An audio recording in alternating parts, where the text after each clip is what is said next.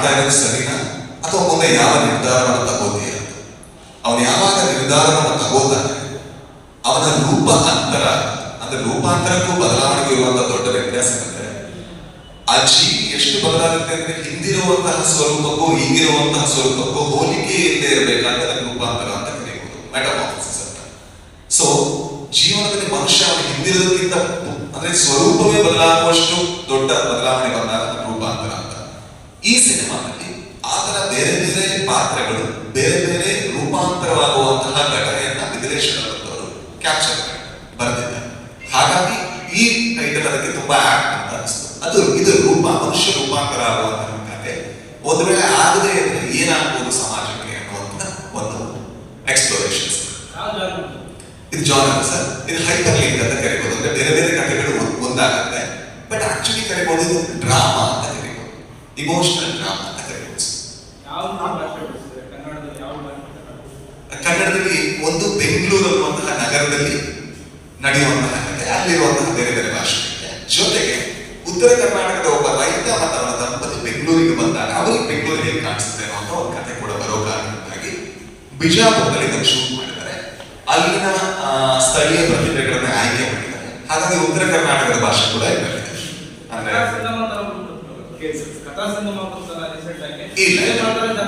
ಅದು ಆಂಥಾಲಜಿ ಅಂತ ಕರೀಬಹುದು. ಕಥಾ ಸಂಗಮ ಆಂಥಾಲಜಿ, ಹೈಪರ್ ಲಿಂಕ್ ಅಂದ್ರೆ ಡಿಫರೆನ್ಸ್ ಇರುತ್ತೆ. ಆಂಥಾಲಜಿ ಬೇರೆ ಬೇರೆ ಕಥೆಗಳನ್ನ ನಾವು ಹಾಕ್ಬಿಡ್ತೇವೆ, ಅದ್ರಲ್ಲಿ ಥೀಮ್ಯಾಟಿಕ್ ಇದು ಇರಬೇಕು ಅಂತಿಲ್ಲ. ಬಟ್ ಹೈಪರ್ ಲಿಂಕ್ ಇರ್ಬೇಕಂದ್ರೆ ಬೇರೆ ಬೇರೆ ಜನರ ಕಥೆಗಳನ್ನ ಹೇಳ್ತಾ ಇದ್ವಿ, ಬಟ್ ಆ ಎಲ್ಲಾ ಕಥೆಗಳು ಕೂಡ ಮೀಟ್ ಆಗುತ್ತೆ. ಒಂದು ಕಥೆಯಿಂದ ಇನ್ನೊಂದು ಕಥೆಗೆ ಏನೋ ಒಂದು ಎಫೆಕ್ಟ್ ಆಗ್ತಾ ಇರುತ್ತೆ, ಲಾಸ್ಟ್ ಹತ್ರ ಆಗ್ತಾ ಇರ್ಬೇಕಾದ್ರೆ ಒಂದು ಕಥೆ ಅದು ಹೈಪರ್ ಲಿಂಕ್ ಅಂತ ಕರೀಬಹುದು. ಅದು ದೊಡ್ಡದು ಅಲ್ಲ, ಕಥೆನೇ ಯಾವ ರೀತಿ ಬೇಕಾದ್ರೆ ನಾಯಕಿ ಇಲ್ಲ ಅಂದ್ರೆ ಇದರಲ್ಲಿಯೂ ಕೂಡ ತುಂಬಾ ಇಂಪಾರ್ಟೆಂಟ್ ರೋಲ್ ಪ್ಲೇ ಮಾಡ್ತಾರೆ. ಇದರಲ್ಲಿ ಇವರೇ ನಾಯಕ ಇವರೇ ನಾಯಕಿ ಅನ್ನೋದನ್ನ ಯಾವುದೇ ಥೀಮ್ ಇಲ್ಲ. ಅಂದ್ರೆ ಎಲ್ಲಾ ಪಾತ್ರಗಳು ಕೂಡ ತುಂಬಾ ಇಂಪಾರ್ಟೆಂಟ್ ಆಗಿರೋದ್ರಿಂದ ಯಾವ ನಾಯಕರು ಇಲ್ಲ, ಯಾವ ನಾಯಕಿ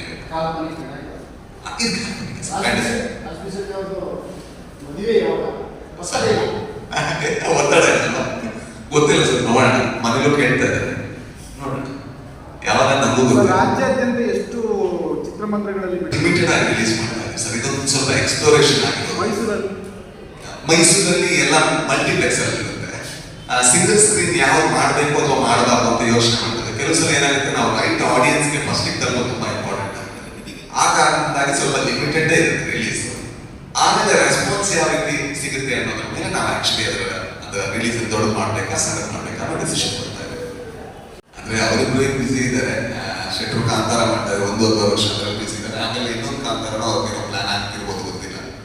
ಅಂಡ್ ರಕ್ಷಾ ಶೆಟ್ಟಿ ಅವರು ರಿಚರ್ಡ್ ಆಗ್ತಾನೆ ಬರೀತಾ ಇದ್ದಾರೆ, ಅದು ಕೂಡ 1.5 ವರ್ಷ ಕೆಲಸ ಇರ್ಬೋದು. ನಾನೀಗ ಇದು ಮಾಡಿದ್ರೆ ನಾನೊಂದು ವೆಬ್ ಸೀರೀಸ್ ಕೆಲಸ ಮಾಡ್ತಾ ಇದ್ದೀನಿ. ಸದ್ಯಕ್ಕೆ ಅಟ್ಲೀಸ್ಟ್ 1.5 ವರ್ಷ ಯಾರೋ ಹತ್ರ ಆಗ್ತಾ ಇಲ್ಲ ಯಾವುದೇ ಪ್ರಾಜೆಕ್ಟ್ ಮೇಲೆ. ಹಾಗಾಗಿ ಆ ಪ್ಲಾನ್ ಇಲ್ಲ. ಬಟ್ ರಕ್ಷಕ್ ಒಂದು ಬರೆದಿದ್ರು ಸರ್, ಒಂದು ಲಾಕ್ಡೌನ್ ಅಲ್ಲಿ ಒಂದು ಕತೆ ಬರೆದಿದ್ರು.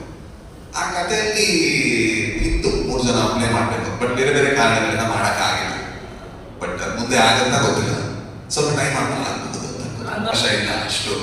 ನಾನು ಅದೇ ನಾನು ವೆಬ್ ಸೀರೀಸ್ ಬರೀತಾ ಇದ್ರ ಜೊತೆಗೆ ಇದರ ಕೆಲಸ ನಡೀತಾ ಇದೆ. ಜೊತೆಗೆ ಬೇರೆ ಬೇರೆ ಸಿನಿಮಾಗಳಲ್ಲಿ, ಕನ್ನಡ ಸಿನಿಮಾಗಳಲ್ಲಿ ಆಕ್ಟ್ ಮಾಡ್ತಾ ಇದೆ.